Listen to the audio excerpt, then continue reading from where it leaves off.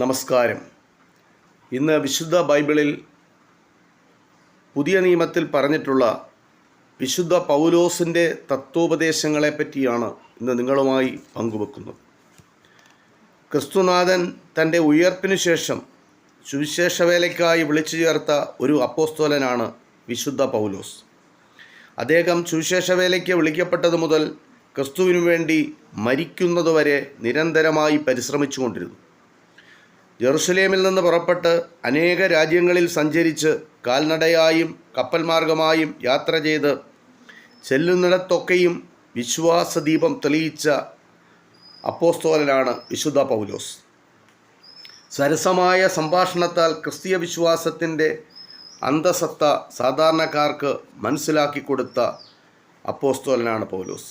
പണ്ഡിതനും പാമരനും എളുപ്പം മനസ്സിലാകാവുന്ന പ്രസംഗശൈലി, അവസരോചിതമായ പ്രവാചക വാക്യങ്ങൾ, ആരെയും ആകർഷിക്കുന്ന പ്രസന്നത, പല ഭാഷക്കാരെയും പല ദേശക്കാരെയും അദ്ദേഹം ക്രിസ്തീയ വിശ്വാസത്തിൻ്റെ ചരടിൽ കൂട്ടിയിണക്കി. ക്രിസ്തുവിൻ്റെ നാമത്തിൽ അത്ഭുതങ്ങൾ ചെയ്തു. വിശുദ്ധ ഗ്രന്ഥത്തിൽ നിന്ന് തക്കതായ തെളിവുകൾ നൽകി.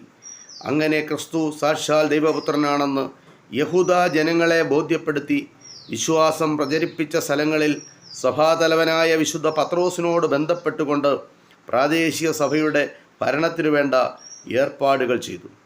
ഓരോ സ്ഥലത്തും സഭയെ സംബന്ധിക്കുന്ന പല പ്രശ്നങ്ങളുണ്ടാകുമ്പോൾ അവിടെയെല്ലാം അദ്ദേഹം ലേഖനങ്ങൾ എഴുതിക്കൊണ്ടിരുന്നു. തൻ്റെ സുവിശേഷ പ്രസംഗങ്ങൾക്കിടയിൽ ഇത്തരം അനവധി ലേഖനങ്ങൾ പൗലോസ് എഴുതിയിട്ടുണ്ട്.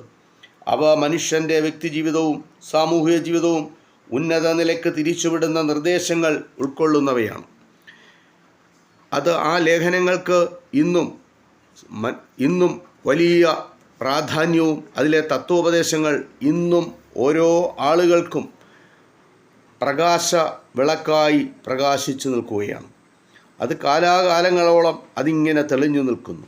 അതിൽ പൗലോസിൻ്റെ തത്വോപദേശങ്ങളിൽ ഏറ്റവും പ്രധാനം സ്നേഹമാണ്. അത് വെളിവാക്കുന്ന ലേഖനങ്ങൾ റോമാലേഖനം, കൊരിന്ത്യ സഭയ്ക്ക് എഴുതിയ ലേഖനങ്ങൾ തുടങ്ങിയവയിലാണ്.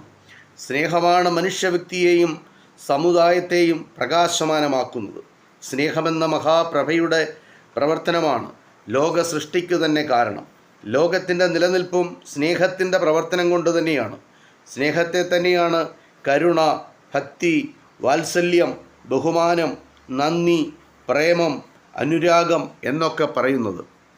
വെള്ളം എന്ന ഒരേ പദാർത്ഥം തന്നെ കടലിലേത് കടൽ ജലം, കായലിലേത് കായൽ ജലം, കുളത്തിലാകുമ്പോൾ കൂപജലം, കിണറ്റിലേത് കിണറ്റുവെള്ളം, ആറ്റിലേത് ആറ്റുവെള്ളം